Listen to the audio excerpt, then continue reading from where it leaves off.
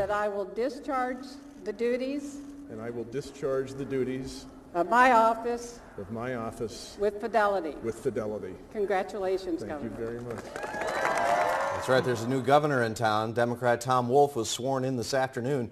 He is the 47th person to hold the position in Pennsylvania, replacing Tom Corbin. Well, tonight we have live team coverage of today's inauguration. CBS 21's James Tully is getting reaction from state lawmakers.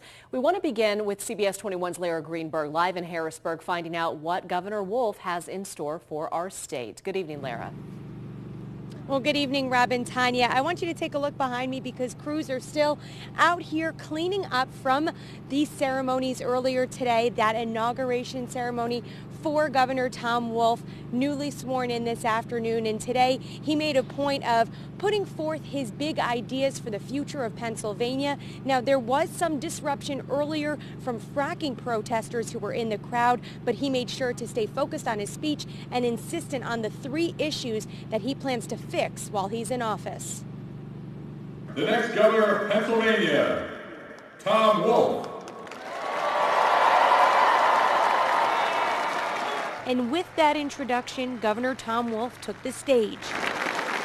His last moments as the governor-elect. I, Thomas Westerman Wolf. Followed by his first opportunity as governor to lay out his plans for the future of Pennsylvania. First, jobs that pay. Second, schools that teach.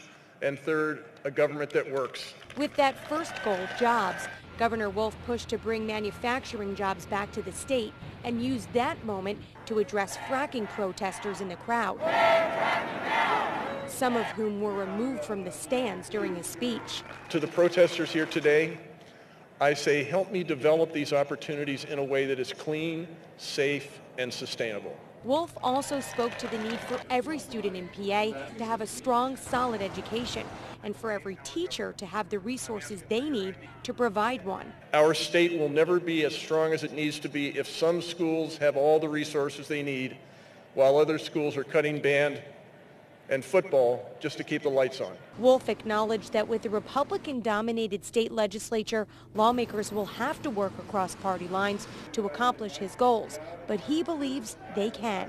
I know if we come together with a sense of shared purpose, we can build the better future we all deserve as Pennsylvanians. Now, coming up at 6, more from Governor Wolf about his business background and why he thinks that will help him to achieve these goals in the next 4 years. Live in Harrisburg, Lara Greenberg, CBS 21 News. All right, thanks, Lara. In his first official action, Governor Wolf signed 2 executive orders aimed at reforming government and restoring the public's trust. The first bans gifts for those working in the executive branch. The other reforms legal contracting in the executive branch. Well, tonight lawmakers are reacting to Governor Wolf's inauguration and his plans for the future. CBS 21's James Tully continues our live team coverage in Derry Township. James. Rob, good evening. Tom Wolf's inauguration celebration will begin here at the Hershey Lodge at 8 o'clock. There's plenty of time. Media members from all over the state still jockeying for position. You hear the clank of bread and butter plates behind me, some sound tests. But there's a lot of time until this begins. Earlier today, that's where our focus is right now, when Tom Wolf was sworn in as the 47th governor of our state.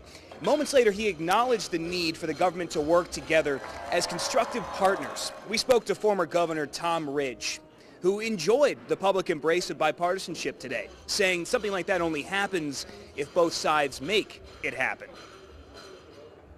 Leadership isn't about cutting ribbons. Leadership is about bringing people together to deal with problems and find common ground and to advance a common cause. So I thought he set the right tone, and we'll see what happens over the next months and the years ahead. Kevin Schreiber, a Democratic representative from Wolf's hometown of York, echoed those same sentiments. We're going to hear from him at 6 o'clock. Coming up at 5:30, more on tonight's celebration and why one of Pennsylvania's signature beers was possibly left out and why a small winery was let in. Live tonight in Hershey, James Tully, CBS 21 News. All right, James, we look forward to that. Well, a recent poll shows most voters in Pennsylvania are optimistic about Governor Wolf's ability to solve the state's problems. Mercyhurst University did this survey. It found 69% have confidence in Wolf's leadership ability. 24% are somewhat confident or not at all.